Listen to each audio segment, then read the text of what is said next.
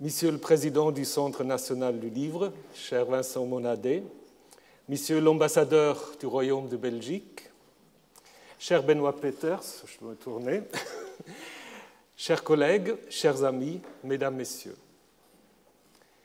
je suis très heureux de vous accueillir ce soir en présentiel pour l'ouverture du cycle de conférences et d'entretiens consacré à la bande dessinée.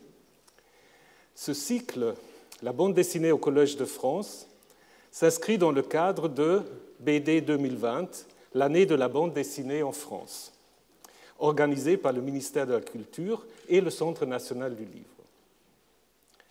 D'aucuns pourraient s'étonner que le Collège de France propose des conférences autour de la bande dessinée. Mais permettez-moi de rappeler que la devise du Collège de France est justement « Docet omnia ». On enseigne tout, même la bande dessinée. Et il était temps que la bande dessinée soit incluse dans cette totalité. Ce cycle sur la bande dessinée a été élaboré en partenariat avec le Centre national du livre sur une proposition conjointe de son président, M. Vincent Monadet, et de notre collègue Patrick Boucheron. Cette proposition a été accueillie avec enthousiasme par tous mes collègues et plusieurs professeurs et professeurs du Collège de France se sont investis dans la préparation de cette manifestation. Faire entrer la bande dessinée au Collège de France ne signifie pas en premier lieu une consécration ultime du 9e art. Il n'y a plus besoin.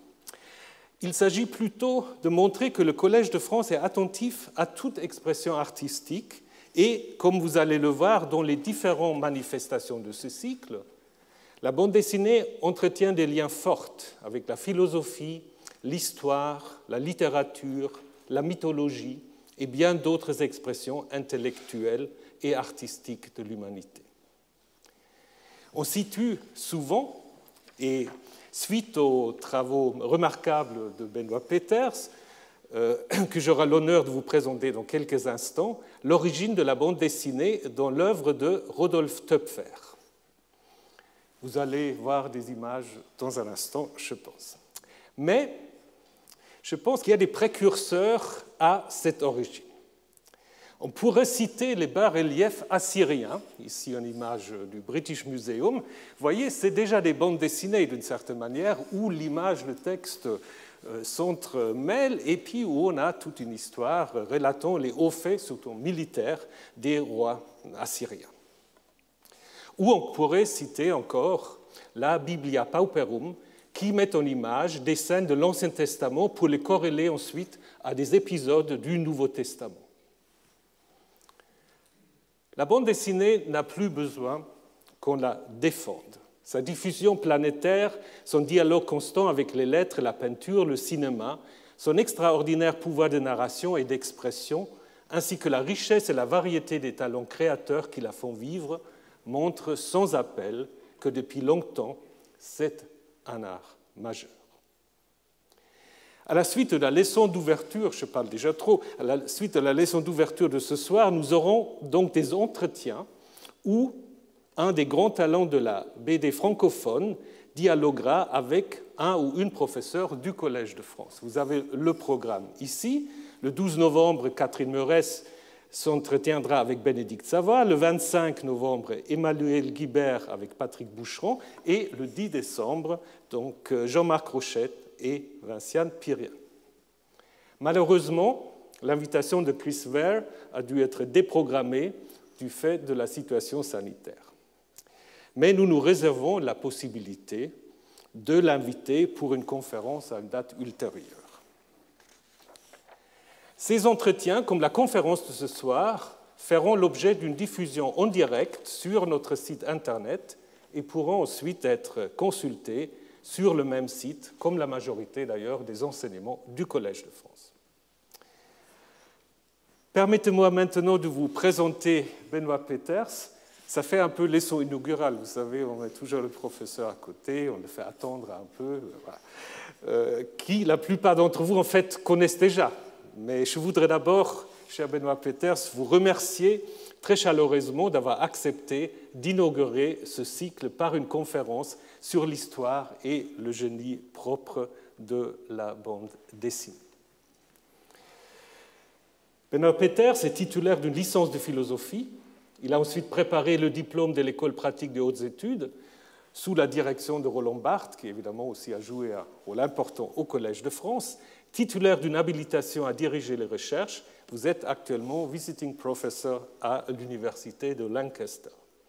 Spécialiste d'Hergé, il a publié 3 ouvrages qui sont devenus des classiques. Le monde d'Hergé, Hergé fils de Tintin et Lire Tintin, les bijoux ravis.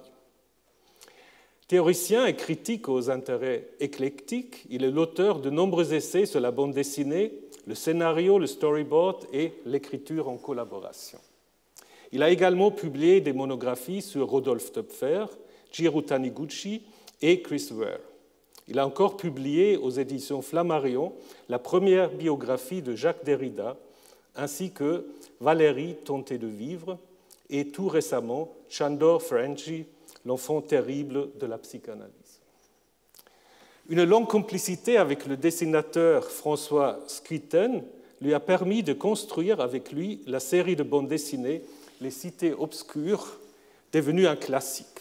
15 albums sont parus à ce jour aux éditions Casterman. Ils ont obtenu de nombreux prix et ont été traduits dans le monde entier. Donc, Benoît Peeters, vous êtes la personne idéale pour ouvrir ce cycle de conférences sur la bande dessinée au Collège de France et nous sommes ravis de vous entendre maintenant. Merci. Merci beaucoup.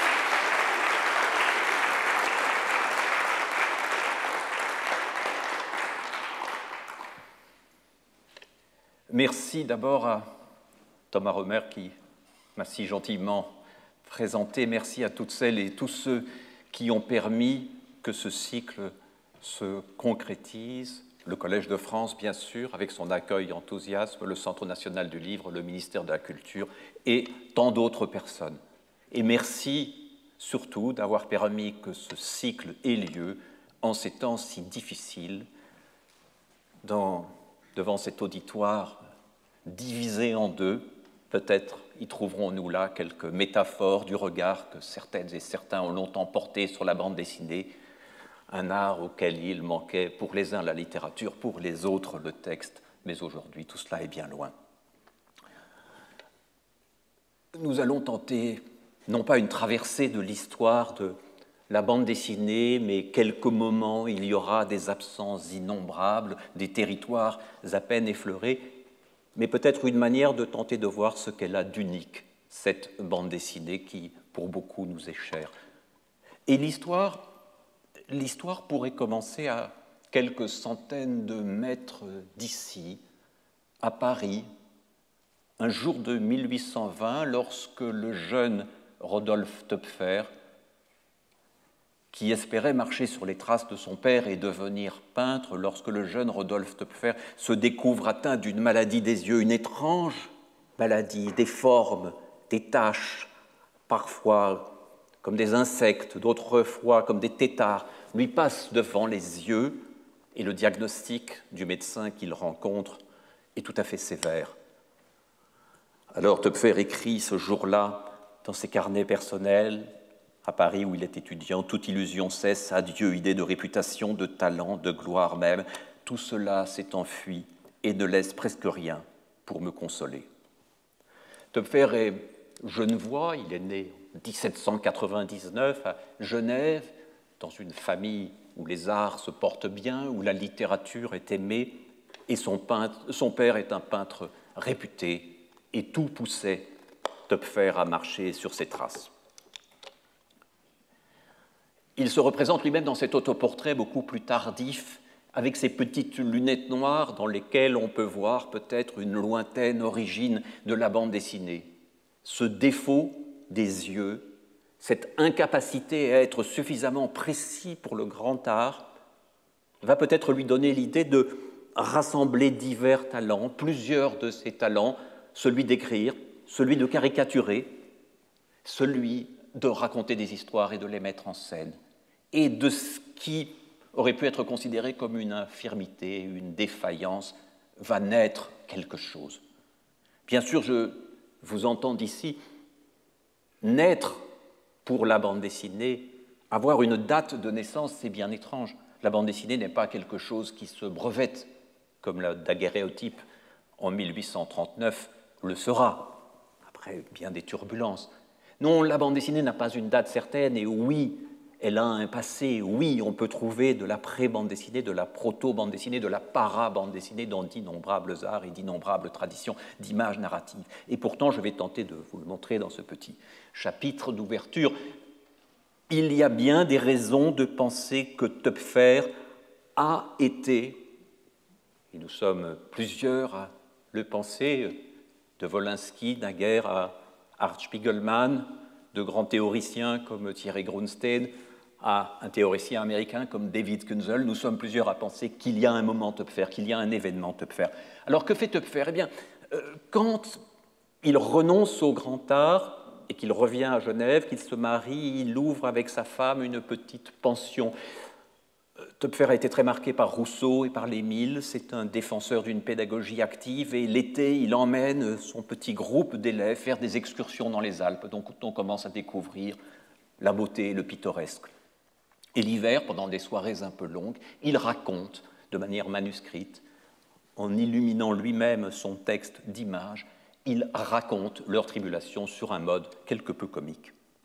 Et puis, s'enhardissant, il renverse un peu la perspective et dans des carnets destinés à quelques amis et surtout encore aux élèves de son pensionnat, il raconte des histoires. Voici ici le carnet manuscrit avec la première version de Monsieur Vieuxbois. Aucun projet de publication. Les publications de Töpffer à cette époque sont littéraires ou sont de la critique d'art et il se garde bien de perdre le prestige qu'il peut avoir dans un petit milieu en se risquant à publier. Mais il se trouve que Töpffer a pour grand ami un certain Frédéric Sorey, et que ce Frédéric Sorey a fait de nombreux séjours à Weimar, où il est devenu un intime de Goethe. Nous sommes en 1830, 1831. Sorey va faire plusieurs visites, et Goethe, déjà proche de la fin, est d'humeur sombre. Töpffer lui a prêté ses cahiers manuscrits, où plusieurs des histoires existent sous leur forme primitive. Et un soir, pour distraire Goethe de sa mélancolie, Sorey puis Eckermann lui font lire les histoires. L'enthousiasme de Goethe est immédiat, extraordinaire, et il est amusant en ce lieu, ce soir, de penser que la bande dessinée, parfois mal considérée par des demi-lettrés et des faux savants, a démarré sous les auspices de Goethe, qui dit, dans plusieurs textes qu'on retrouvera, par exemple ceci, dans les romans caricaturés, c'est notamment M. Jabot, enfin dans la version plus tardive, dans les romans caricaturés, il faut admirer les motifs multiples qu'il sait tirer de très peu de figures. Il humilie l'inventeur le plus fertile en combinaison. Et ceci qui est plus fort encore et plus important, on doit admirer au plus haut point la manière dont un fantôme comme celui de M. Jabot reproduit son individualité impossible sous les formes les plus variées et dans un entourage qui donne l'illusion de la réalité. Ce sont les 3 premières planches de M. Jabot que l'on peut considérer comme la première bande dessinée publiée, 1833, Genève, publiée à bien peu d'exemplaires après ses encouragements de Goethe. Mais on peut aussi s'interroger sur ce que Goethe voit dans cette succession de dessins et de textes. Un fantôme comme M. Jabot, qui reproduit son identité impossible. Goethe voit ce que nous ne parvenons plus à voir. Il voit ce qu'il y a de neuf chez Töpffer, il voit l'innovation, l'invention, l'étrangeté. Ce n'est pas un vrai personnage, mais il est là, nous le suivons, dessin après dessin, page après page, nous l'accompagnons dans un jeu de succession et de métamorphose. Et le talent de Töpffer se fait régulièrement éblouissant et les inventions se font nombreuses et remarquables, par exemple dans ce qui est sans doute le premier rêve de l'histoire de la bande dessinée, mais aussi la première incursion de la musique, l'intégration d'une image dans l'image. Monsieur Jabot rêve des hauts faits en présence d'une femme adorable Les amours chez Töpffer sont généralement perdus d'avance, les personnages remplis d'illusions, et M. Jabot croit sans cesse devoir. On est dans la comédie, mais on est aussi dans le récit. Et puis, histoire après histoire, on invente. Et on invente des choses qui pourraient sembler surprendre. Par exemple, ici, cette séquence de montage alterné ou parallèle, figure que l'on croit née avec le cinéma. Bien des années plus tard, on est ici exactement contemporain du daguerréotype, auquel d'ailleurs Töpffer s'intéresse, et l'on voit deux séquences d'action se croiser de manière parfaitement lisible. Un malheureux est tombé du ciel, un docteur le prend pour un extraterrestre, le place prudemment dans une cage et note ses faits et gestes comme autant de signes distinctifs de l'espèce à laquelle il appartient. Dans la dernière histoire de Töpffer, on voit la façon dont le texte s'insinue dans l'image, devient illisible et simple trait, mimant ici un cocktail qui s'éternise, nous n'en aurons pas ce soir, et là des marches d'escalier pour le malheureux Albert chargé de vendre en porte-à-porte la grande édition de la métaphysique pittoresque que nous serions très heureux de posséder.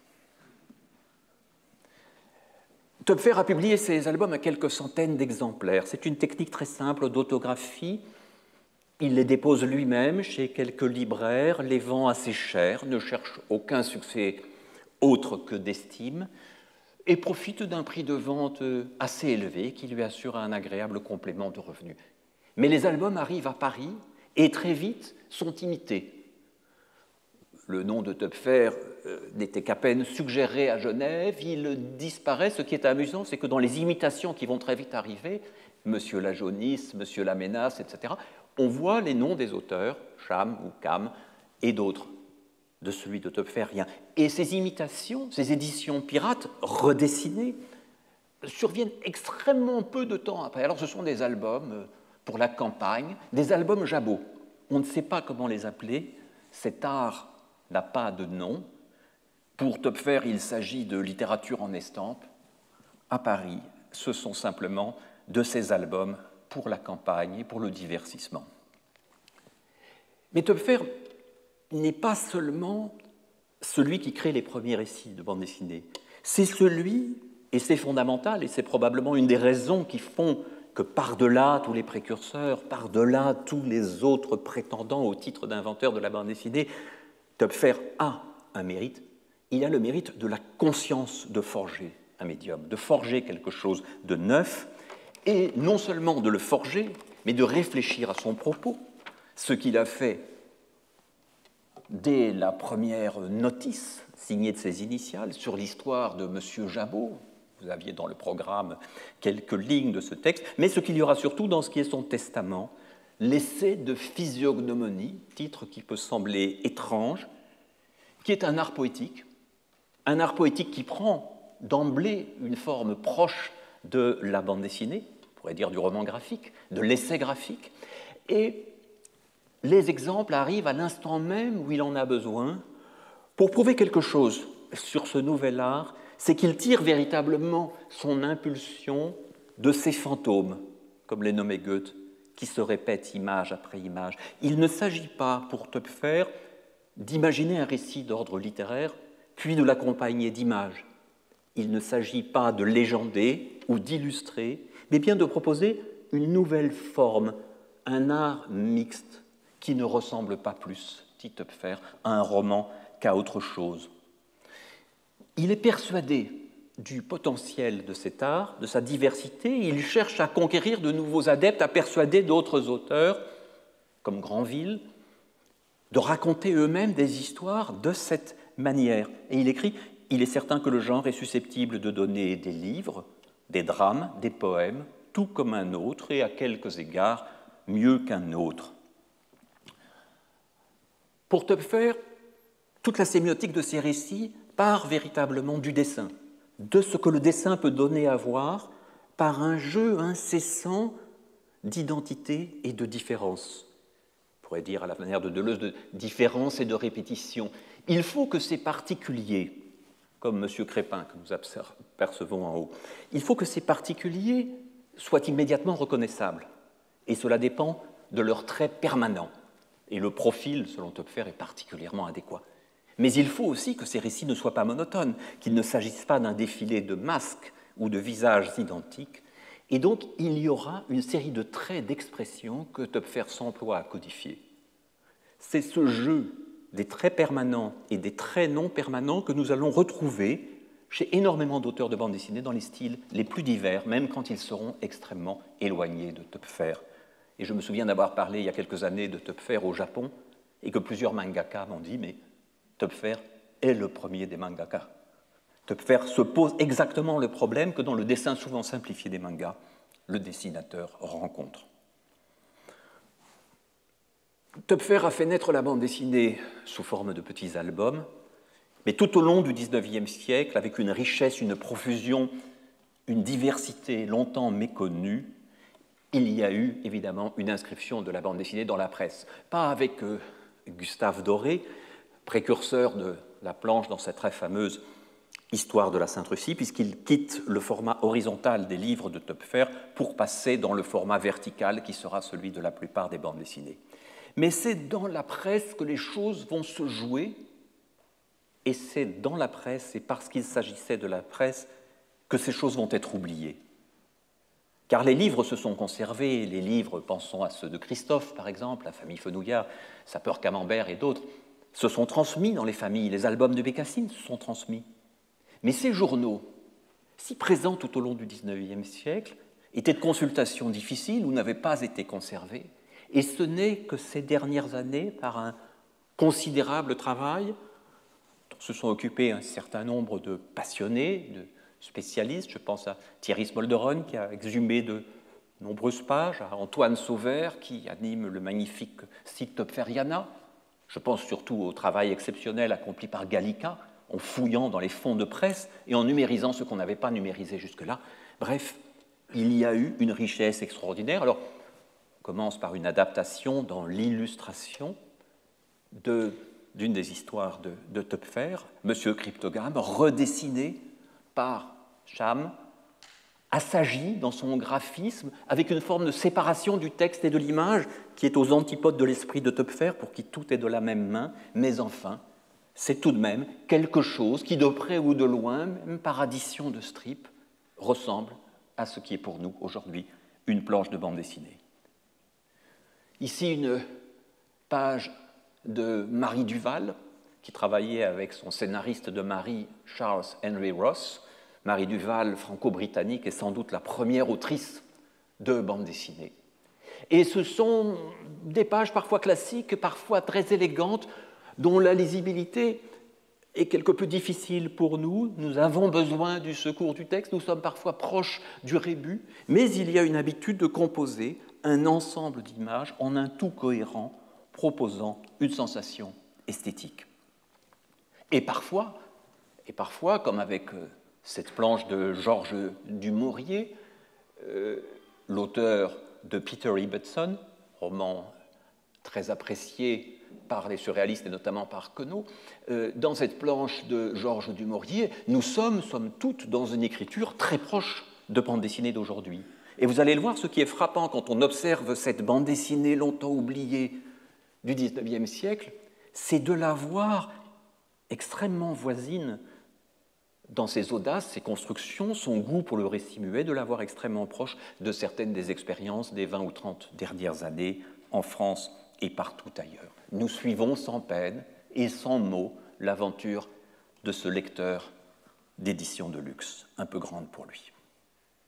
Parfois c'est étrange, et quand nous regardons The Graphic, au premier coup d'œil, nous avons le sentiment d'une planche de western anticipant le cinéma avec quelques années d'avance. Mais quand nous nous penchons vraiment sur la page, et j'ai grandi moi-même les numéros parce qu'ils étaient quasi illisibles, nous nous apercevons que cette composition bien centrée, bien équilibrée sur le plan décoratif, propose un ordre de lecture tout à fait étrange pour nous. À la première ligne, ça va, 1, 2, nous descendons, nous repartons vers la gauche, nous redescendons au milieu d'une ligne qui va jusqu'à l'extrémité droite et nous finissons à gauche. Autant dire que pour nous, sans le secours du texte qui comporte ces petits numéros, cette attaque, ce hold-up, serait difficilement compréhensible. Nous y verrions une sorte de kaléidoscope d'images. Mais l'intention narrative est là, et la manière de composer la page dans son esthétique est là déjà. D'autres fois, nous n'avons aucune difficulté à entrer dans la page et la construction. C'est une page qui, par son graphisme, comme par sa narration, pourrait exister aujourd'hui et être publiée. Umsonst, pour rien, tout ça pour rien. Je vous aide à la lire très vite, cette femme au chevet d'un enfant malade qui descend, qui manifestement, à court d'argent, racole un client, l'emmène, remonte chez elle pour trouver son enfant mort. Pas de texte, sinon le titre. Et le titre n'est pas rien. Et le titre est peut-être une des manières de dire que cet art du récit n'est pas tout à fait un art muet, qu'il possède déjà, nous reverrons cela chez Claire Bretéché, par la manière d'intituler, une façon d'orienter la lecture.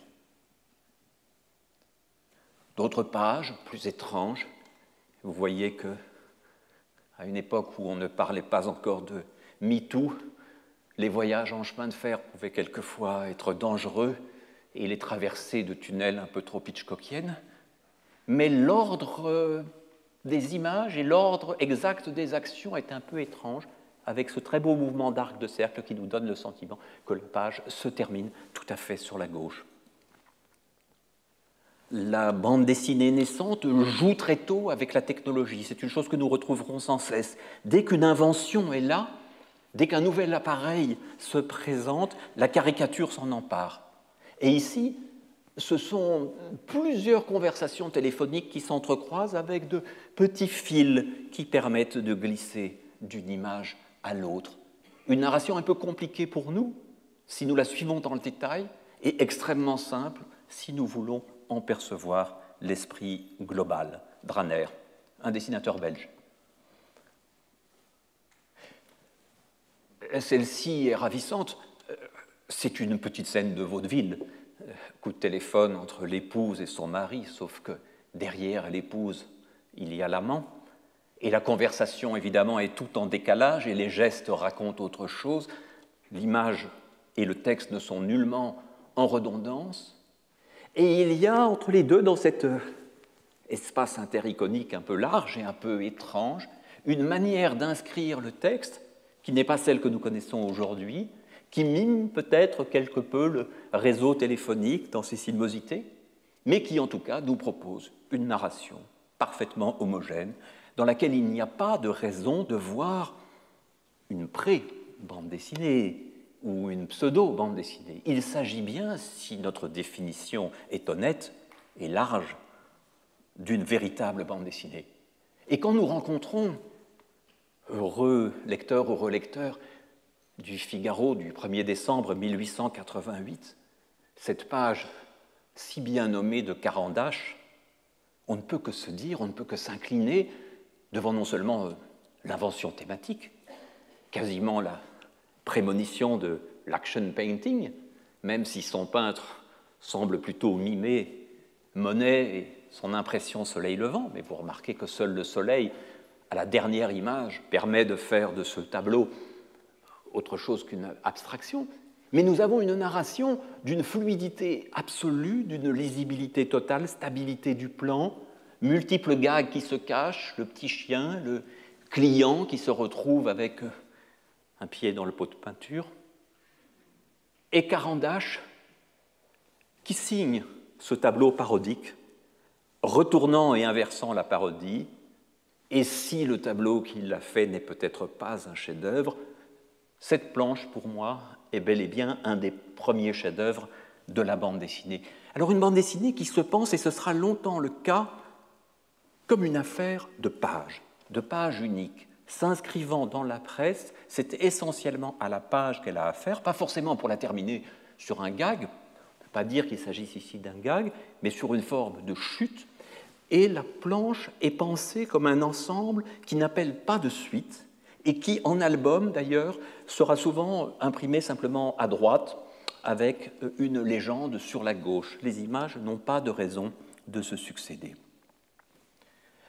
On a longtemps parlé de l'imagerie d'Épinal avec dédain, mais il a existé des choses extrêmement diverses, notamment cette grande rivale de l'imagerie Pèlerin, qui a été l'imagerie Quentin, qui donnait une extrême liberté aux artistes, et nous le verrons dans un instant, même l'imagerie Pèlerin est sortie très souvent du didactisme, est sortie des cases toutes de même format, suivies de textes longs.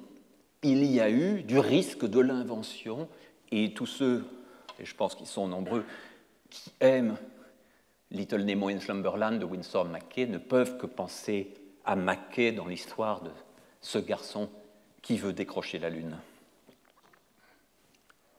D'autres se souviendront d'une séquence célèbre des aventures de Tintin, où l'on demande au capitaine Haddock s'il dort avec la barbe au-dessus ou en dessous des couvertures. Eh bien voilà, au galop, à l'imagerie Pèlerin, pour une planche isolée et indépendante, est soumis au même dilemme et finit le malheureux, puisqu'il ne dort plus, par se raser.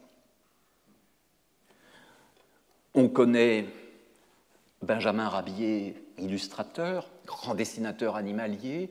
On se souvient moins que Rabier a été, dans la jeunesse illustrée, très régulièrement un auteur de bande dessinée et un précurseur de ce qu'on appelle aujourd'hui l'oubapo, ouvroir de bande dessinée potentielle, contrainte ici que toute l'échelle de la page soit celle de la mouche, à défaut d'être tout à fait son point de vue, contrainte ici de ne montrer que les pieds et les jambes, et surtout une paire de jambes à travers une journée complète.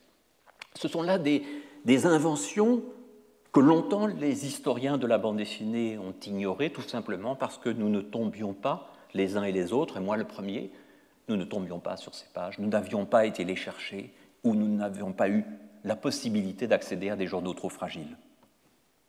Mais vous le voyez, dans la jeunesse illustrée, jusqu'à la mise en abîme de la case finale, on jouait, on s'amusait avec ce médium naissant qu'on ne savait trop comment nommer, mais qui, sans phylactère, se permettait déjà toutes sortes de choses. Oui, venons-en au phylactère et écoutons ce que nous dit tout récemment Dan Pirero. Le phylactère, je le dis fermement et fortement, s'il est généralement associé à la bande dessinée, et si dans les bandes dessinées que j'ai écrites, j'y ai eu recours avec les dessinateurs et dessinatrices qui m'ont accompagné, et si la plupart des auteurs de bandes dessinées y ont recours, et si je ne veux en aucun cas le dédaigner ou le minimiser, le phylactère ne fait pas la BD. D'abord, nous le savons, et Thomas Remer le sait mieux que moi, il y a eu des phylactères bien avant la bande dessinée. Il y en a eu en Grande-Bretagne, surtout dans les caricatures, de façon très régulière, dès la fin du XVIIIe siècle, au début du XIXe siècle, et le malheureux Napoléon, sur l'île d'Elbe, en a fait les frais. Bientôt, Baudelaire, dans un texte sur quelques caricaturistes français, critiquera Granville en disant « C'est un esprit maladivement littéraire, il recourt d'ailleurs au vieux procédé des banderoles parlantes. » Le vieux procédé des banderoles parlantes, c'est-à-dire que l'usage très intermittent chez Granville du phylactère serait plutôt le signe d'un auteur démodé, archaïsant, que d'un moderne. Et ça, c'est quelque chose d'extrêmement important. Il faut se souvenir que le phylactère, sans être dominant, traverse le XIXe siècle et ce qui ressemble à de la bande dessinée, notamment chez Albert Robida, auteur de nombreuses pages remarquables, on en verra une autre tout à l'heure, mais c'est un phylactère qui n'est pas forcément de dialogue.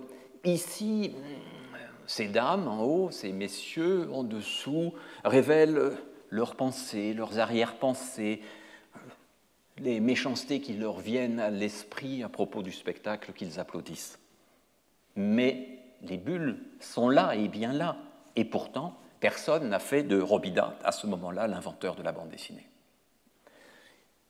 Une légende, mais une légende qui a duré si longtemps qu'elle a fini par devenir une vérité, a fait d'un dessinateur remarquable et un pionnier de la bande dessinée indiscutable, Richard Felton Outcault, l'inventeur de la bande dessinée. Comme ça, en 1896, tel un frère Lumière, tel un Edison, il aurait déposé le brevet, passant en quelques semaines de grandes pages composées et difficiles à lire, au miracle, à l'évidence de la bande dessinée telle que nous la connaissons.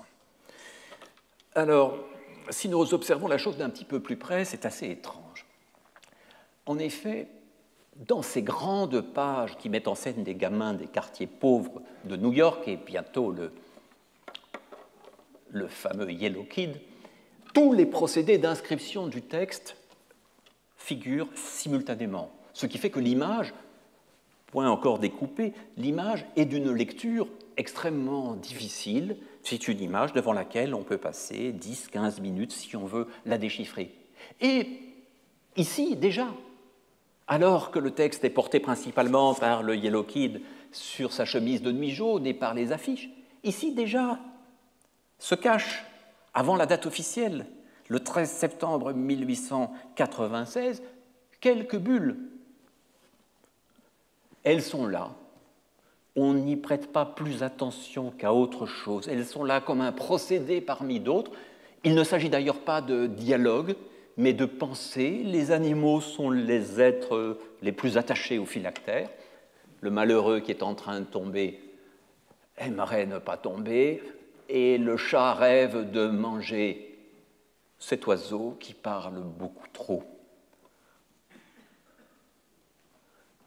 On en trouve d'autres, cachés, perdus, presque invisibles, et longtemps quand on a reproduit ces pages du Yellow Kid, peut-être pas toujours avec toute la netteté qu'il fallait, on n'a pas insisté sur cette présence incidente. Vous en voyez peut-être la sortant de la cage, un petit phylactère perdu, sans importance.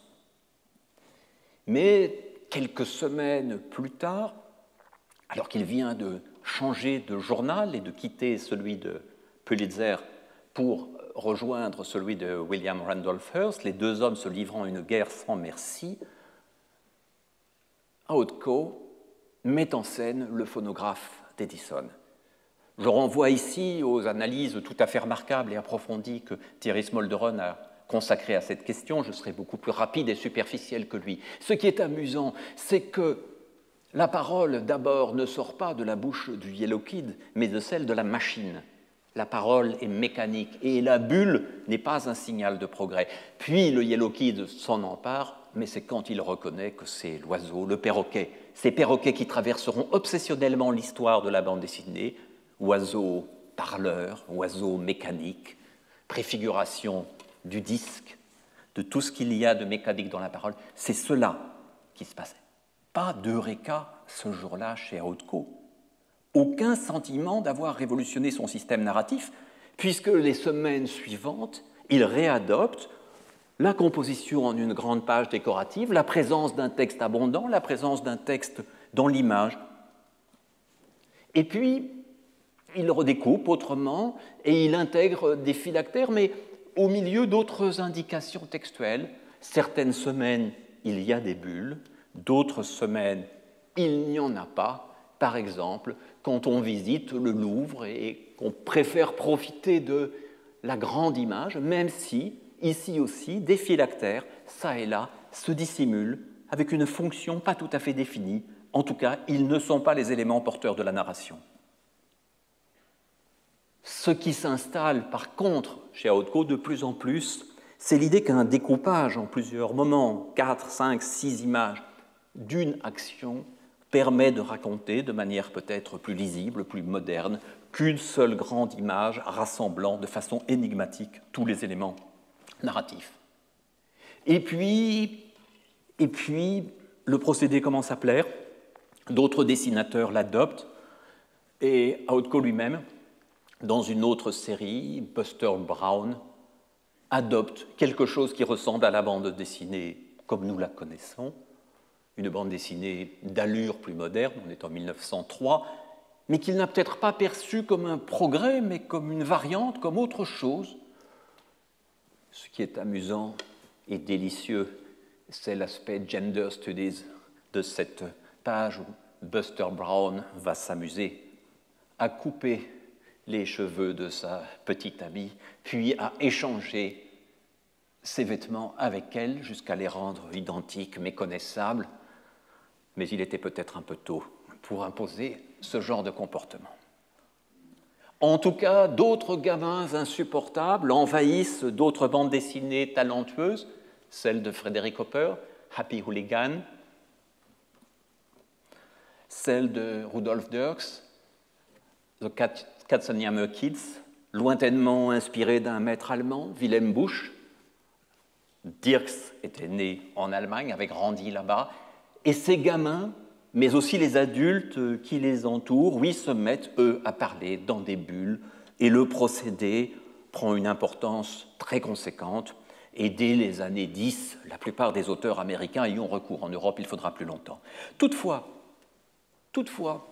le procédé n'est pas du tout universel, et si nous voulions raconter une histoire de la bande dessinée en ne retenant que les œuvres à bulles, que les œuvres à phylactères, il nous faudrait par exemple exclure Tarzan de Bernard Garth, pas de bulles, pas de phylactères. Il nous faudrait exclure l'essentiel du Flash Gordon d'Alex Raymond, avouez que ce serait dommage. La plupart du temps, pas de bulles, d'autres constructions, une lisibilité remarquable, une efficacité narrative, une poésie, un monde imaginaire, mais pas cette obligation de bulles que tant d'autres autour de lui utilisent et pratiquent. Et quant à Harold Foster, pour Prince Vaillant, jusqu'à la fin de sa carrière, jusqu'à la dernière planche qu'il dessine, il aura recours, façon médiévale, à des textes de commentaires et de grandes illustrations. Peut-être se dit-il, lui si soucieux de dessin académique et de dessin parfait, que les bulles viendraient abîmer son image, alors qu'en les laissant là, dans ce coin presque abstrait du paysage, elle laisse à l'image toute sa place. Mais en France aussi, dans un chef-d'œuvre reconnu de la bande dessinée, comme La Bête est morte de Calvo, on se souvient peut-être moins des textes d'Ancette que de l'imaginaire terrible et miraculeux de Calvo, mais vous voyez, le texte se loge comme il peut, la page a une composition tout à fait remarquable qui fait penser à de la bande dessinée, mais il n'y a pas d'usage du phylactère. Et puis, chez des presque contemporains, comme Loustal et Paringot, dans une série d'albums publiés autrefois dans Métal Hurlant, puis dans À suivre, on n'a pas le sentiment que le récit perd quelque chose à ne pas avoir recours au phylactère. Non, il est possible de raconter autrement. Le texte ici n'occupe que 2 cases. Barnet s'ennuie l'après-midi, il se réveille toujours à l'heure où la ville somnole, écrasée de chaleur. Alors il tourne en rond dans sa chambre à la recherche de cigarettes, ou bien le plus souvent reste étendu sur son lit à regarder la lumière et les insectes progresser au plafond.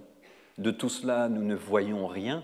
Nous sommes bien dans une unité indissociable, dans une forme mixte où les 2 éléments se complètent l'un l'autre, mais pas de bulle et pas de malheur pour le lecteur. Métamorphose. Les métamorphoses sont une des clés de l'art de la bande dessinée. C'est un processus de transformation, surtout dans les pages isolées, et il est amusant de voir qu'une œuvre à peu près contemporaine des toutes premières publications de Töpffer, cette plus que fameuse planche des poires, croquée d'abord par Charles Philippon, l'homme de la maison Aubert, qui va publier les versions illicites des histoires de Töpffer, et reprise par Honoré Daumier. Cette planche, cette caricature d'une extraordinaire efficacité qui posera pour tout le XIXe siècle l'image de la poire comme symbole du pouvoir, on la retrouvera après la Commune de Paris dans des représentations de Thiers. Cette page nous offre comme en raccourci un des traits caractéristiques de la bande dessinée telle qu'elle va se développer dans les journaux américains au début du siècle, et notamment avec Winsor McCay, auteur si prolifique que parfois il signait Silas. Nous sommes Évidemment, dans ces histoires de rêveurs, parfois de cauchemars, nous sommes exactement contemporains de Freud, dont on aurait aimé connaître les réactions sur cette page, cette fiancée qui lui a fait une promesse et qui semble douter, se retirer, et lui qui se retire.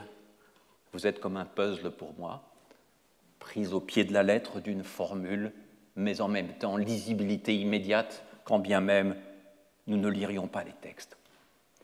Il y a, souvent dans l'horreur, dans ces pages des cauchemars de l'amateur de fondue au Chester, comme on les appelle en français, il y a un jeu permanent sur la métamorphose qui permet de traiter la bande dessinée dans une forme minimale. Vous voyez ici le dépouillement induit par le noir et blanc, la quasi-identité des plans, de l'échelle des plans, et un seul objet qui se transforme, ce sac à main devenu quelque peu menaçant, juste retour des choses, peut-être. Mais derrière cela, plus encore que Freud, que Mackay n'a pas dû lire, n'a pas eu le temps de lire, et d'ailleurs l'interprétation des rêves n'était pas encore traduite en anglais, il y a Darwin.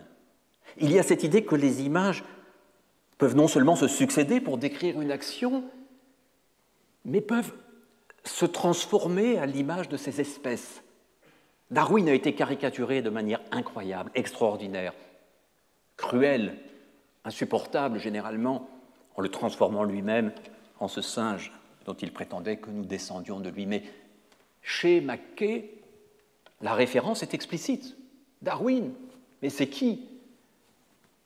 Ce Darwin ne peut être lui-même qu'un singe, et voici la transformation, le processus de transformation qui se déroule tout au long de la planche. Oui, après la séquentialité, après l'apprentissage de la mobilité mécanique induite par le chemin de fer, après les nouveaux modes de communication qui s'est apparu, il y a certainement comme une sorte d'inconscient biologique qui s'est retrouvé chez la plupart de ces auteurs et plus que chez quiconque, chez Mackay.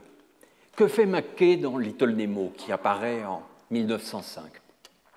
Que fait Mackay ? Mettre en scène, chaque semaine, dans le grand supplément du dimanche, des pages de très grand format, très impressionnants, autour d'un canevas extrêmement simple. Un petit garçon s'endort, mais souvent il n'est même plus la peine de le montrer s'endormir, nous sommes dans son rêve. Ce qu'il faudra, c'est cette dernière case, ce moment où il se réveille et s'arrache au sommeil. Les rêves sont parfois merveilleux, élégiaques, dignes de parcs d'attractions, et d'autres fois, c'est un peu les horreurs, les peurs de l'enfance. Et tout se transforme. Il y a des années, le critique Antonio Altariba, devenu ensuite scénariste de bande dessinée, disait « Le changement est l'oxygène de la bande dessinée ». Et je pense qu'il est important de comprendre que ce changement n'est pas que le mouvement. Il est porteur de quelque chose que la photographie, le cinéma, la peinture rendraient tout autrement. Alors regardez comment Mackay se sert de ce principe de métamorphose pour développer l'art de la bande dessinée. La simplicité d'une grille, 12 images, d'apparence identique, en tout cas de format identique, mais nous voyons de subtils mouvements qui, tandis que l'arche de Noé grandit, nous font reculer, l'enfant de plus en plus perdu. Et nous découvrons avec Mackay, bien avant que Gottlieb n'en fasse une séquence remarquable, combien il est difficile de faire entrer une girafe dans une page de bande dessinée. Un éléphant, par contre, s'y glisse très très bien et permet d'aborder, par un simple mouvement, permet d'aborder la verticalité de la page dans cette double lisibilité qui nous est proposée. On pourrait rester 10 minutes sur cette page, rassurez-vous, je ne le ferai pas. Lisibilité horizontale par les phylactères dans le bandeau-titre, et ce bandeau-titre dessiné chaque semaine de manière différente. Ce bandeau-titre fait partie pleinement du récit. Mais lisibilité étrange dans la suite des images, car il nous faut descendre le long de l'image, descendre le long des escaliers pour trouver Nemo et la princesse, les suivre, et puis remonter avec eux grâce à la trompe de l'éléphant. Une manière de nous faire voyager dans la page, dans cette surface qui se donne immédiatement comme un émerveillement, et on imagine l'enfant ouvrant le journal arriver le dimanche et étant d'abord impressionné par cette image, et puis le temps qu'il faut pour la lire, la comprendre et l'apprécier. Il n'y a pas de progrès en art, nous le savons tous, et pas plus en bande dessinée qu'en peinture ou en musique. Et une planche comme celle-là, tout comme celle de Carandache tout à l'heure, est un chef-d'œuvre. On n'a pas fait mieux, même si on a fait toute autre chose. Mais l'art de la bande dessinée, dans cette échelle de la planche, est déjà parfait. Comment passer d'une année à l'autre? Comment passer d'une année à l'autre? Célébrer le Nouvel An d'une manière différente, année après année, puisque Mackay travaille dans la durée, eh bien, c'est aussi apprendre comment passer d'une ligne d'image à une autre et créer l'illusion d'un enchaînement linéaire, là où nous avons une rupture majeure entre la première bande d'image et la seconde. Mais pourtant, quand nous percevons cette structure triangulaire au premier regard, nous avons déjà tout compris, nous avons une intelligence qui dépasse celle de la lecture patiente, case après case. Pardon, beaucoup d'entre vous connaissent cette page par cœur, mais elle fait quand même partie des plus extraordinaires, là aussi, de l'histoire de la bande dessinée. D'abord parce que ce qu'elle met en scène, c'est le véhicule du rêve, le lit du petit Nemo, ce lit au pied duquel il posait ses chaussures. Sont-ce ces chaussures qui donnent envie au lit de se transformer, de l'entraîner dans la ville? Mais par-delà cet hommage à l'art nouveau, à l'architecture des gratte-ciel en train de se construire, par-delà la beauté de cette page, nous pouvons sentir, et vous aurez l'occasion de vous y arrêter peut-être si vous retrouvez cette page, l'intelligence dans l'organisation de la bande dessinée, la manière dont les bandes d'images s'élargissent pour permettre au lit de grandir, la manière dont deux couleurs essentiellement, le jaune et le bleu-vert, organisent cette page, mordant pour le jaune sur la deuxième ligne d'image, ce jaune que l'on retrouve enfin à la dernière case. La manière dont ce lit se met à danser, grandit de manière folle, et dont la lune se retrouve, se promène, elle est là. Nous sommes dans un espace à la fois impossible et harmonieux, continu et discontinu, un espace qui est en deux dimensions en même temps qu'en trois dimensions, un espace dans lequel nous entrons et qui ne se résout pas dans la simple anecdote développée. Et bien sûr, tout cela, chez Mackay, régulièrement, c'est avant tout la jubilation du dessin. C'est la joie d'un dessin qu'il aimait tracer en direct sur les scènes de music-hall, d'un dessin qu'il avait appris dans les fêtes foraines, tout petit, d'un dessin qui peut parfois transformer Nemo lui-même et ses parents en mauvais dessin, quel cauchemar. Mais quel talent de la part de Mackay que d'arriver à nous proposer une page d'une parfaite lisibilité, où les phylactères sont d'ailleurs presque épargnés, en étant un si bon dessinateur. Et je me souviens d'une remarque que m'avait faite un jour Art Spiegelman, une remarque qui laisse rêveur. L'extraordinaire n'est pas que Mackay soit un grand dessinateur, si qu'il ait réussi à être un aussi grand auteur de bande dessinée, malgré son talent de dessinateur. D'oublier la virtuosité pure, d'oublier le goût de la belle image, de l'illustration telle qu'il les pratiquera à la fin de sa vie, pour entrer dans cette dynamique spécifique du récit en bande dessinée. On pourrait, dans cette époque bénie des premières années du XXe siècle, évoquer les pages de Lionel Feininger. Certains le considèrent comme un artiste à cause de ses peintures et excluent les travaux qu'il a réalisés au début de sa carrière dans les journaux américains.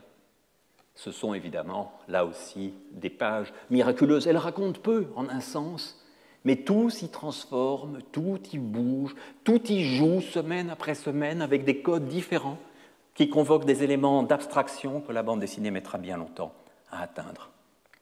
Et l'on pourrait tout aussi bien s'attarder sur cet autre chef-d'œuvre de la bande dessinée, incontesté, incontestable, Crazy Cat, où là aussi la bande dessinée ne cesse d'être mise en abîme dans toutes ses possibilités, autour d'une structure minimale, une souris, un chat, un officier de police, une brique.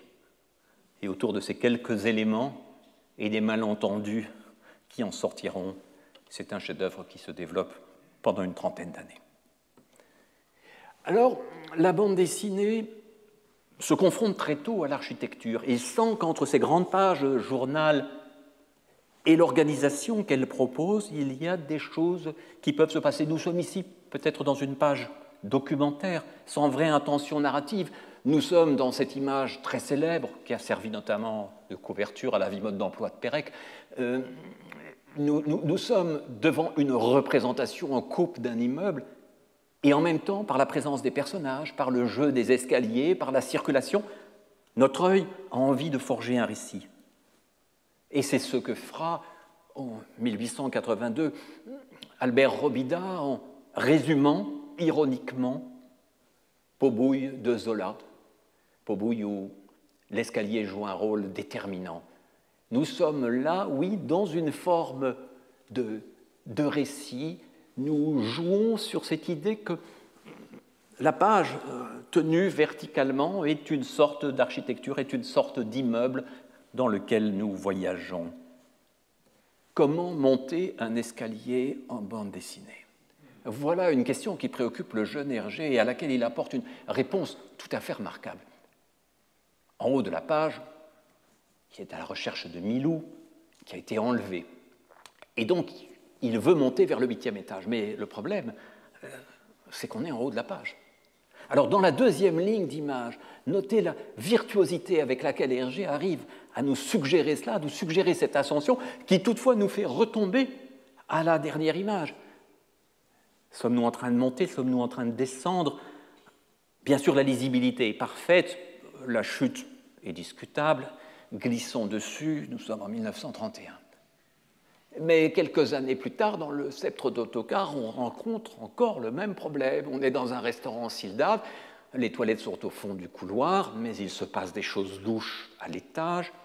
On va monter. Comment monter sans donner l'impression qu'on descend? Voilà le genre de questions que le jeune Hergé se pose et auxquelles il apporte des réponses rhétoriquement très satisfaisantes. Ça marche. Au fond, il faut s'attarder longtemps sur ces pages pour se dire qu'il y a quelque chose de bizarre, presque de contre-nature. Alors que chez Mackay, toujours lui, dans une image que vous connaissez, on descend de l'immeuble. Alors bien sûr, tout se transforme, tout bouge, mais on descend. La page épouse volontairement le mouvement des personnages. Chez d'autres, comme dans cette série peu connue de Charles Forbel, Nasty Pete, presque chaque page, il n'y en a pas énormément, repose sur cette problématique. Il s'agit là de mettre en effervescence le média bande dessinée, de jouer avec lui. Alors bon, l'ordre des cases est un rien complexe, puisque par exemple, quand nous avons terminé la première ligne d'image, nous devons descendre 2 images, et puis remonter, et puis redescendre. Mais ça marche assez bien, et c'est une façon de se dire que la lecture de bande dessinée a à voir avec une spatialité tout à fait particulière, tout à fait incertaine, et qu'on peut divertir sans méconnaître les jeux d'illusion. Autre page, goût des échelles, circulation, fluidité, catastrophe. L'une des plus belles séries de la bande dessinée américaine, récemment redécouverte et traduite en français, Gasoline Alley de Frank King, dans quelques pages, et ce n'est qu'un des aspects du talent immense de Frank King, mais dans quelques pages, on joue de la même façon sur ce croisement de 2 structures, sur cette manière presque irréaliste, mais pas tout à fait, de glisser d'une case à l'autre, puis de passer d'une ligne à l'autre, d'arpenter un espace, et avec cette joie que vous sentez par 2 fois, par 3 fois, de glisser la forme d'un losange dans la forme stricte d'une grille orthogonale. Voilà ce à quoi s'amuse Frank King, sans chercher à démystifier la bande dessinée, sans s'obliger à utiliser page après page ces dispositifs, mais quand il se présente, il crée de ces espaces qu'aucun autre art ne pourrait proposer. Et parfois, il va plus loin quand Walt, qui a adopté le petit Skizix, quand Walt l'emmène jouer et que l'enfant creuse et creuse profondément, le voici qui, à la tête en bas, arrive en Chine est poursuivi par un terrible dragon et décide de reprendre le chemin et de rejoindre son père adoptif. On est là, évidemment, dans une de ces pages de fantaisie, un événement, quelque chose qui se passe, qui se produit. On est dans ces espaces joyeux où les mots sont presque inutiles. Ici, les phylactères sont concentrés dans la dernière case. Géographie et géométrie presque impossibles, fluidité des corps, élégance dans le comique, ce qui est une chose assez difficile. Et souvent, les dessinateurs humoristiques sont moins appréciés pour leur esthétique. Frank King est un de ceux dont on voit immédiatement l'élégance. Comment ne pas penser à un auteur plus récent, plus contemporain, qui lui aussi a joué dans quelques pages exemplaires de la série des aventures de Philémon, sur tous les paradoxes que la page de bande dessinée peut avoir. Cette page a été souvent commentée, y compris par moi. Elle est un peu trop emblématique pour que je m'y attarde vraiment, et relire Philémon est une merveille. Mais restons quelques instants sur celle-ci, qui est peut-être, avant Marc-Antoine Mathieu, la plus belle mise en scène des paradoxes de la lecture. Nous sommes dans l'île des Brigadiers, à la case 2. On vient nous dire non, pas par là, bon sang, le lecteur a tout détraqué. Et la page doit se lire dans l'autre sens, il faut la lire verticalement et remonter. Sauf que quand on est remonté, on se retrouve comme dans une page de McKay ou de Frank King, sans la suite du récit. Il va donc y avoir chez ces auteurs, dans la suite et les développements, le besoin d'une autre structure, d'un autre défi, celui qui consiste à raconter des histoires dans la durée et non plus seulement à l'échelle de l'événement d'une page. Il faut à ce moment-là comprendre que chaque case est à la fois un élément nécessaire de l'histoire et en même temps un fragment d'une continuité qui impose qu'elle soit en quelque sorte interrompue. Dans les strips d'une des plus grandes séries classiques de la bande dessinée américaine, Terry et les pirates, Milton Caniff met au point une fluidité narrative que l'on pourrait croire inspirée du cinéma, et sans doute s'en inspire-t-elle, mais elle a surtout été inspirante pour le cinéma. Orson Welles s'est souvent réclamé de ces avant-plans incroyables que l'on voit chez Caniff, et plus récemment, Raoul Ruiz relisait régulièrement Terry et les pirates et y trouvait une source d'inspiration cinématographique. Car non, la bande dessinée n'est pas le parent pauvre du cinéma, non, elle ne lui a pas emprunté plan large ou gros plan, etc. Elle s'égare quand elle veut nous proposer des travelling ou des panoramiques, mais elle est capable de proposer un langage tout autre. Et dans cette idée chez Caniff qu'un récit d'aventure doit progresser, avec généralement 4 images par jour, une première qui rappelle ce qui s'est passé, une dernière qui appelle ce qui va se passer, il y a un régime de suggestion, d'abstraction, d'ellipse dont il est un des maîtres. Ces 3 strips, ce sont 3 journées de parution de l'histoire de Terry et des pirates, sont restées justement célèbres. C'est la mort d'un des personnages très attachants, d'une des femmes très attachantes, car les femmes sont au cœur des histoires de Milton Caniff, et cette femme va mourir, Raven Sherman. Il y a ces derniers mots dans le premier des strips, il y a ce deuxième strip, entièrement silencieux, et ce dernier qui n'est fait que d'une seule image. La capacité de croire à ce moment-là qu'un événement singulier, c'est-à-dire l'interruption de ce rythme caractéristique du récit d'aventure, va générer un moment quasi musical, un moment poétique à l'intérieur du récit.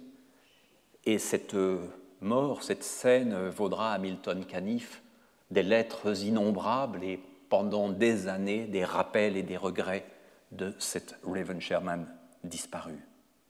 Organiser une page, car Caniff fait des strips, mais il fait aussi des pages le dimanche, c'est comprendre comment les plans doivent être tantôt complexes, tantôt allusifs. Regardez les 2 silhouettes de la première case, presque toutes mangées par le titre, et regardez la complexité de la dernière image, de même taille, vers laquelle tout va. Et entre les deux, une manière de jouer avec ce qu'on montre, ce qu'on ne montre pas, cet art de la suggestion que les grandes bandes dessinées en noir et blanc ont si bien développé.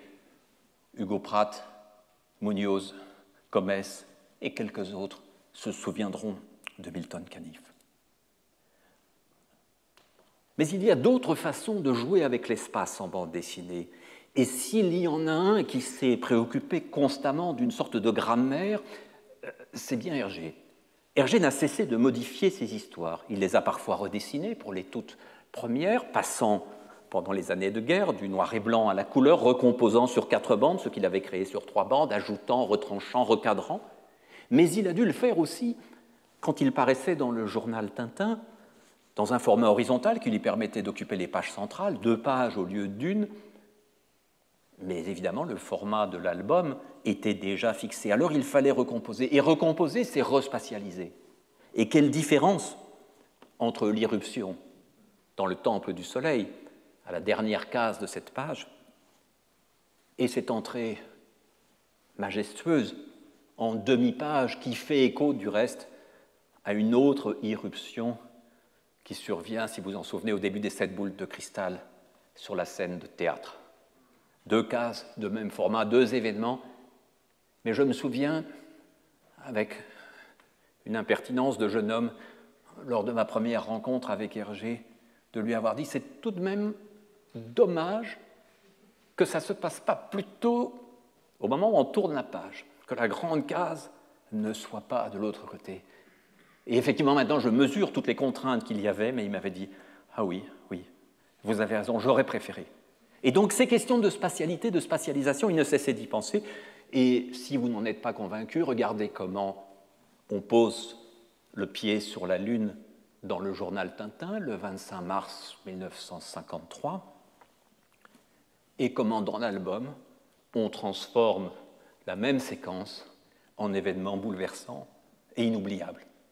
C'est cela aussi l'art de la bande dessinée.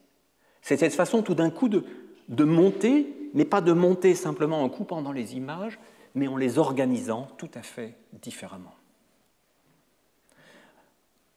C'est aussi, j'aurais reprendre un exemple classique, mais j'en ai pas de plus beau, c'est aussi savoir ce qu'on peut faire pour ne pas montrer d'images inutiles. Quand on a 62 pages, une douzaine d'images par page et qu'on veut raconter une histoire complexe, riche en sentiments et en péripéties et même en gags, comme Tintin au Tibet, on va monter dans un avion, on se trompe parce que le pauvre capitaine a un moucheron dans l'œil, il va s'étaler comme il l'a fait tant de fois, on va le dessiner. Eh bien non, non, halte capitaine, pas là, ici l'autre passerelle, et hop, nous sommes dans l'avion, on le répare. Mais ce qui est beaucoup plus extraordinaire, ce qui m'a fait un plaisir infini, c'est quand, dans l'exposition du Grand Palais, j'ai vu pour la première fois le crayonné de cette page. Et voir que cette ellipse, pour nous si évidente, pour nous coïncidant si bien avec l'art de la bande dessinée, elle n'avait pas été donnée tout de suite. Non, capitaine, pas par ici, l'autre passerelle. Il tombe et le dessin existe dans le crayonné, et peut-être même une autre case. Et elles ont été supprimées, élaguées. Et voilà ce qu'est un grand grammairien de la bande dessinée, voilà ce qu'est un inventeur de langage, dans une scène qu'un enfant comprend parfaitement, instantanément, et que pourtant, avec 30 années de métier, Hergé n'a pas deviné instantanément. Il lui a fallu crayonner pour y arriver. Alors l'art de la bande dessinée, il est au sommet, si j'ose dire, dans Tintin au Tibet, l'art de la bande dessinée, c'est de comprendre aussi qu'une case vaut par elle-même, bien sûr, mais qu'elle vaut aussi par une sorte de solidarité iconique, de rassemblement de plusieurs images que l'on lit en même temps, qui en font une. Les fanfaronnades du capitaine ne s'expriment que par son chant guilleret, les petites gouttelettes autour de sa tête, et puis dans sa position, à la fin de la dernière image, une diagonale parfaite, une évidence, quelque chose qui est totalement compréhensible. Et puis Saïd, même si Chang vivant, où chercher lui, regarde où de ce côté-ci, de ce côté-là, et nous sommes dans la montagne avec Tarquet, avec Haddock, avec Milou, et nous cherchons Chang. Et nous comprenons par ce paysage impossible, cette reprise de l'avant-plan, cet arrière-plan qui se prolonge, nous comprenons instantanément le caractère impossible et nécessaire de la quête de l'ami perdu. Mais on pourrait prendre d'autres exemples et tant d'auteurs remarquables. Et regardez dans cette page, l'une des plus célèbres d'Astérix, regardez la bande centrale.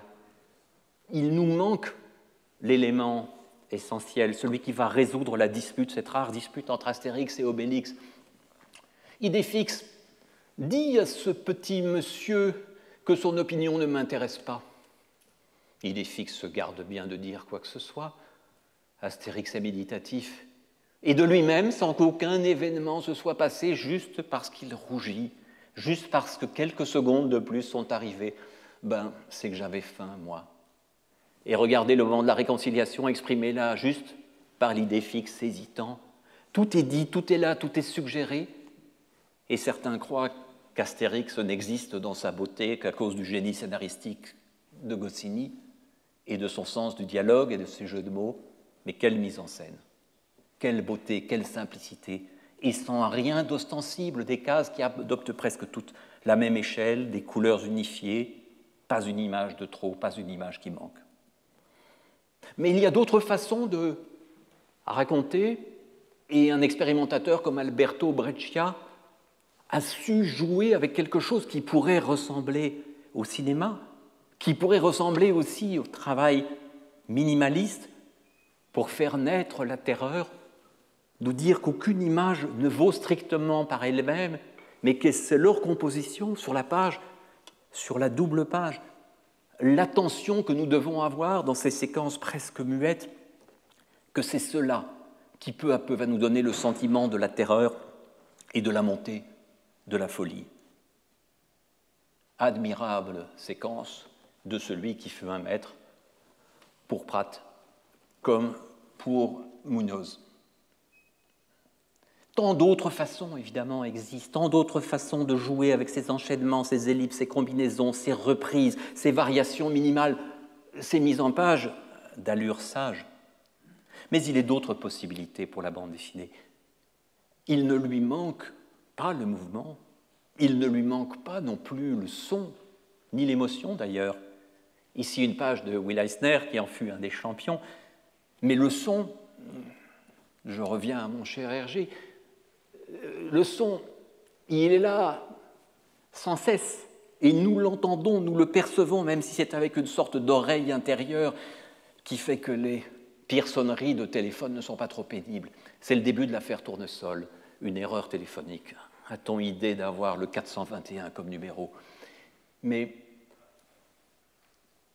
c'est tout l'album qui va être sous le signe du bruit.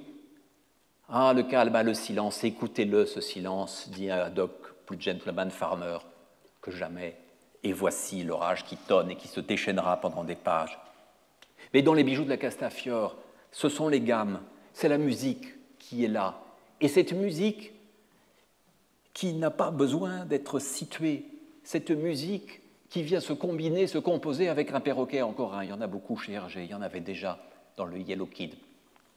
Cacophonie épouvantable et joie d'Hergé à un moment d'éliminer quasi l'image, une panne de courant malencontreuse, et de ne plus jouer qu'avec ces signes qui font la bande dessinée, ces chocs, ces émotions, ces surprises, et qui nous laissent deviner qui parle à chaque instant, comment rester lisible presque dans le noir, mais aussi comment savoir ménager une place ou une quasi-place à une musique devenue étrangement silencieuse. On l'entend de loin, des notes de couleur, et quand on s'en approche et qu'on l'observe sans pouvoir être trop près, on ne l'entend plus du tout. Quelle nostalgie dans cette musique. La musique, elle est là, chez Franquin, sur un mode plus agressif, dans ce magnifique album qu'est QRN sur Bretzelburg. Un petit transistor, un transistor miniature, les musiques de variété qui entrent, Fantasio, enthousiaste, Spirou, plus sceptique, et le Marsipilami qui, malencontreusement, avale l'appareil miniaturisé. La technologie, les nouveaux appareils, la miniaturisation, la modernité, celle aussi de la voiture, entrent dans la bande dessinée, en font pleinement partie. Et nous l'entendons, ce transistor, nous l'entendons, cette musique de variété. Nous ne l'entendons même que trop. Elle déborde des images, elle les rend illisibles. Mais en même temps, construire un récit ou l'amorce d'un récit sur ce que la bande dessinée ne semble pas être en mesure de représenter, c'est bien nous faire comprendre qu'une adaptation, par exemple en dessin animé d'une séquence comme celle-ci, risquerait d'être grotesque et dérisoire, car c'est à travers cette présence visuelle, ce son devenu image, que véritablement nous pouvons le ressentir sans en être accablés. Et Franquin, dans le même album, mettra en scène l'un des plus beaux paradoxes, une torture par le bruit de craie, une craie qui crisse sur le tableau et que nous n'entendons pas et que nous devinons. Mais la bande dessinée la plus contemporaine, on joue aussi de cette dimension sonore et dans le magnifique Quai d'Orsay, ce personnage de ministre un peu exalté ou excité, qui cite d'ailleurs Tintin à plusieurs reprises pour son efficacité, joue admirablement de toutes ces possibilités d'une sonorisation. Nous sommes là dans cet univers où les portes claquent, où les voix résonnent trop fort, où les murs tremblent. Et nous sommes en plein dans la bande dessinée. Je n'ai pas besoin de voir une adaptation, une transposition de cette bande dessinée, que je crois du reste, pardon Bertrand Tavernier, totalement inadaptable. Je pense que cet effet-là, ce qui fait sa saveur, ce qui fait la démesure de ces éructations, c'est quelque chose qui appartient en propre à l'art de la bande dessinée et qui s'appauvrit, s'aplatit, comme ces voix de cartoon que nous entendons trop souvent et qui nous font de la peine lorsque nous aimons ces albums. On peut accueillir des musiques subtiles, comme l'a fait Zaina Abirached dans l'histoire d'un des membres de sa famille, inventeur d'un piano particulier, jouant un quart de ton plus bas que les autres. Et les musiques et les bruits sont là partout dans cet album, avec des langages et des codes que l'on avait peu utilisés jusque-là. Des chaussures un peu neuves qui font du bruit, oui, eh bien elles sont là. Les mangas aussi sonorisent énormément de choses et parviennent à nous faire ressentir tout un univers, toute une vibration, pas seulement les bruits forts, mais aussi les atmosphères. Mais tout cela n'avait-il pas déjà été codifié en 1915 par Frank King, dans cette page admirable que j'ai récemment retrouvée sur Internet, comme pas mal d'autres, « How to be a comic artist in one lesson ». Et là, tout est là, les étoiles, les chocs, les phylactères tremblés, la musique, les métaphores visuelles. C'est extraordinaire, en 1915, un langage complet est déjà là, un vocabulaire de l'auteur de BD, tout à fait utilisable, même s'il s'est enrichi depuis. Mais la bande dessinée a bougé, elle ne cesse de bouger, et bougeant, elle ne cesse de multiplier ses audaces. Plus besoin forcément de stricte division dans la page, plus besoin forcément de cases, ni même de traits entre les images. Mais le texte peut s'insinuer partout, le texte peut trouver de nouvelles façons de se dire. Et déjà, chez Töpffer, il y avait certes le commentaire des images, mais il y avait aussi cet usage fréquent d'une affiche. Et Tardi n'a-t-il pas cessé de faire cela, de jouer de ce type de choses? La rue, toute bruissante de mots, la rue avec ses affiches, ses journaux, ses enseignes de magasins. Et regardez tous les niveaux de texte que Tardi peut placer dans une seule image de cette histoire construite avec Didier Daninx. Le texte narratif, l'extrait du journal, l'annonce qui compte, le journal lui-même, la vitrine que nous déchiffrons à l'envers. Ou ici, ce rêve de l'ancien soldat, toujours traumatisé, ce rêve dans lequel on parle, ce rêveur qui s'interroge, cette sonnerie du téléphone. Le lendemain lundi, la sonnerie du téléphone me trouvait encore coincé entre les lignes. Mais Tardi n'est jamais coincé entre les lignes. Il en joue, il s'en sert, qu'il adapte ou qu'il invente. Et il n'y a pas cette idée que le texte aurait un lieu privilégié, que la bulle devrait se placer de manière discrète pour ne pas être dans l'image. ou comme chez certains auteurs d'aujourd'hui, qu'il faudrait les enlever, ces bulles, pour que la page soit toute belle et plus séduisante sur les murs d'une galerie. Non, enlevez le texte chez Tardy, et c'est tout Tardy que vous enlevez, le dessin aussi, car cela appartient au noir, au blanc, à l'organisation des masses. Mais c'est le cas aussi chez David B., dans ce chef-d'œuvre qu'est l'Ascension du haut mal, ce long récit autobiographique. Il raconte son histoire, son enfance, et surtout celle de son frère épileptique. Mais nous sommes véritablement dans ses lectures, dans ses dessins, et comme il le dit, à l'intérieur de sa tête. Une manière d'organiser la page que l'on n'aurait jamais pu concevoir autrement. Une manière de jouer avec les formes. Bien sûr, toutes les pages n'ont pas ce degré de liberté. Il y a des moments où le récit atterrit, où nous sommes dans l'action, et puis nous prenons du champ. L'abstraction, les motifs décoratifs sont là, et pourtant nous suivons. Ou dans cet autre roman graphique, devenu très célèbre, devenu un classique chez les anglo-saxons, Fun Home d'Alison Bechdel, il peut y avoir des pages au découpage très simple, des pages de dialogue d'allure classique, presque répétitive. Et puis tout d'un coup, dans un moment clé du récit, celui où la narratrice découvre l'homosexualité dissimulée de son père et où s'éclairent de multiples choses, le texte se répartit tout autrement, sur toute la double page. Et parfois, l'amour de la littérature est tel que les mots envahissent entièrement l'image et à d'autres moments, les pages respirent. C'est un autre rythme qui s'est créé, non plus sur la page, mais sur l'ensemble de l'album. Dans ce qu'on appelle le roman graphique, expression que l'on peut parfois considérer comme pernicieuse, car elle viendrait nous dire qu'il y aurait comme une sorte d'aristocratie de la bande dessinée dans le roman graphique, qu'il y aurait plus dans le roman graphique que dans la bande dessinée courante. Mais ce qu'il y a, outre les petits avantages stratégiques qui ont découlé de cette appellation, particulièrement dans le monde anglo-saxon, pour le graphic novel, qui a trouvé le chemin des librairies et des bibliothèques, ce qu'il y a, c'est cette idée que l'on pense désormais dans la dimension du livre complet, qu'il n'y a plus cette idée que chaque page doit avoir le même niveau de densité. Alors, on peut être très narratif ou très peu, comme dans ce conte oriental, Habibi, où l'écriture se fait dessin, où les pages se font motifs décoratifs, quasi-illustration, où le paysage se transforme en écriture, où la langue arabe est explorée dans toutes ses virtualités poétiques et plastiques. C'est une liberté que je crois nous n'aurions jamais imaginée à la fin des années 70, quand nous abordions la bande dessinée et que nous tentions d'y raconter ce qui nous importait.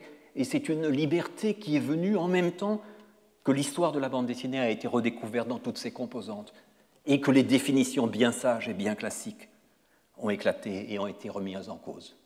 Images allégoriques, images idéographiques, images illustratives, pages ne contenant que quelques lignes de texte, tout est possible. Pardon aux amateurs de manga, je ne montrerai qu'une seule œuvre japonaise, et ce n'est pas faute de les aimer. Ce sera l'œuvre d'une dessinatrice, Blue, de Kiriko Nananan, une bande dessinée extrêmement audacieuse, qui, par le minimalisme, dans cette histoire d'amitié amoureuse entre deux lycéennes, arrive à tout suggérer à coups de vide, de grands blancs, à coups de masses noires, comme dans cette scène admirable de coupe de cheveux. On avait déjà eu une coupe de cheveux chez Buster Brown, mais celle-ci est quelque peu dramatisée. Il faut lire de droite à gauche, puisqu'il s'agit d'un manga, mais même si vous lisez de gauche à droite, je crois que vous aurez compris que cette coupe de cheveux représentait dans la relation des deux jeunes femmes quelque chose comme un tournant. Tant de choses se disent là, avec si peu de traits, et ces traits sont déjà comme une écriture, ces cheveux qui tombent sont comme des idéogrammes qui s'esquissent.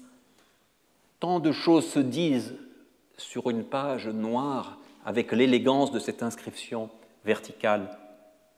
Et l'on va très loin chez Kiriko Nananan, puisque parfois c'est toute la page qui se vide et le découpage qui se maintient. Mais nous sentons, malgré tous les efforts qui peuvent être faits, que quelque chose se perd lorsqu'une double page comme celle-là se traduit, que quelque chose de l'élégance et de la naturalité graphique de l'écriture irrémédiablement disparaît à la traduction.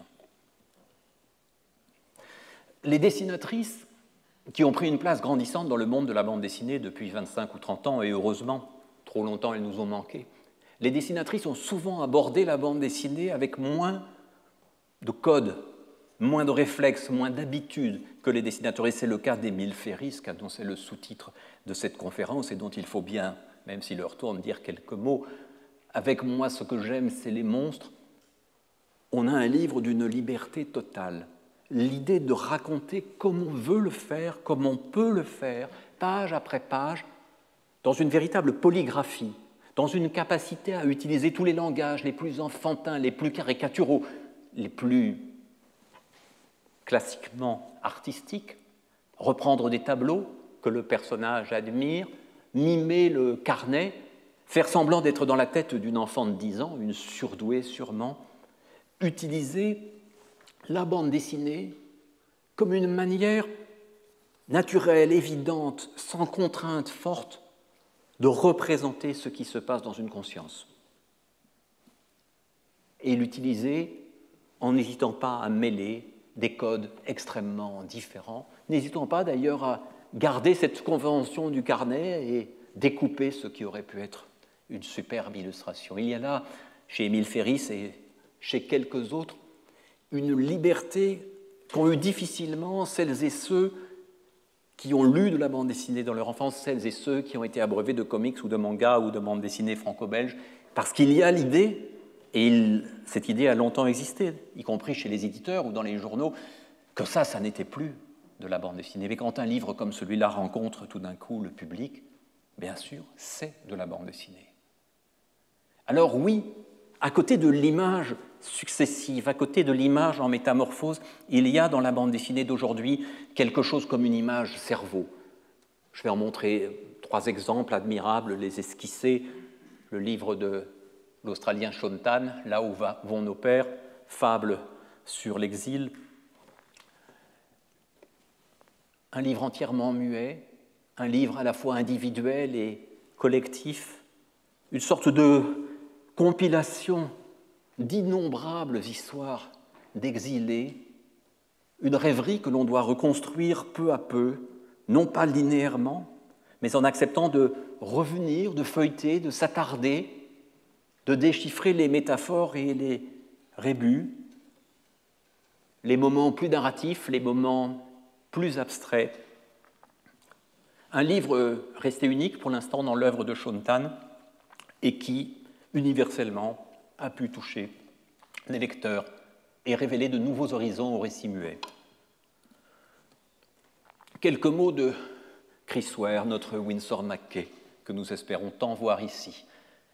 Dans Rusty Brown, son livre le plus récent, un long chapitre est consacré à l'histoire d'un personnage, Lint.